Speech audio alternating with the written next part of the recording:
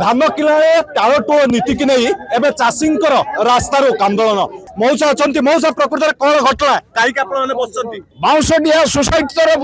समस्त चाषी कूल आज एकत्रित आम रास्ता रुकुचु कहीं सरकार को जन चाहूँ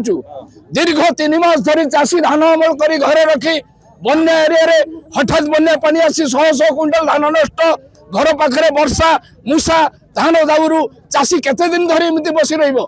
चाषी आपण मैंने जानते हैं सरकार को आम अवगत करूँ बालेश्वर जिला हूँ गोटे चाषी कूल संपूर्ण आम गरीब खटिकिया चाषी लोक धान धरी घरे बसिलु 3 मास धरी परिवार पोषण पर आम पाखे गोटे टंका ना यही मास भितर जो आखिरी लगुच गरीब चाषी को ये बर्तमान राजरास्ता को ले आनी चाषी मैंने आज हाहाकार बन्या पानी रही 100 क्विंटाल धान आज नष्ट होगा जाऊँगी खाली कम खाली कथार कहते सरकार किंतु कम किसी देखा ना आम आज ऑडिशन कर सारा दिन कौन दरकार पड़े दिन दिन बस राति राति बस बस रही आपण मैंने जो धारणा देते पूरा रास्ता रुक होगी पूरा लंबा रास्ता रुक बर्तमान उपजिला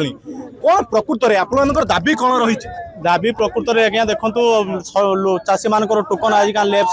बसला सरकार कहते गोटे कर गोटे ये सरकार आप कहते लोक सरकार देखला ये हूँ निज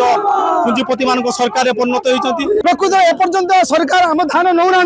आम पिला छुआ संसार के घर करूँ अथच से पेट बाटन आम खंडे धान जोगे पार्नु तेणु आमर दाबी होम तुरंत आम धान सरकार नहीं नि कहीं बुझुना आम से रास्ता रोक कर सरकार को अवगत कराऊँ आम अनुरोध करुँ आम यथाशीघ्र आम धानटा नहीं नियंतु आम धान वर्षा पानी नष्ट भिजिक नष्ट हो गलानी देखिपे शताधिक चाषी पूरा रास्ता रुक कर समस्त गोटे दाबी सरकार मानि नौ आमर टोकन जो लेस हो टोकन मध्यम जो धान दे पारना एटी टाळटाळा नीति चली जो बाउंशडिया समवाय समिति तो ताला पकई ये ही सामान चित्र देखिपे जे पूरा लोक मैंने उत्क्षिप्त होती कहीं जिते चाष अमल आरंभ करते वर्षा खरा झड़ सबको चाषी मैंने सही पुणी जिते धान बिक्री करते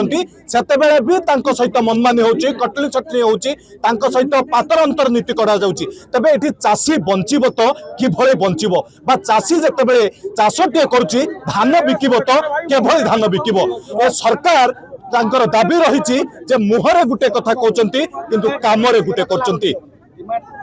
बगरेरु शंभुनाथ दास, नंदीघोष टीवी।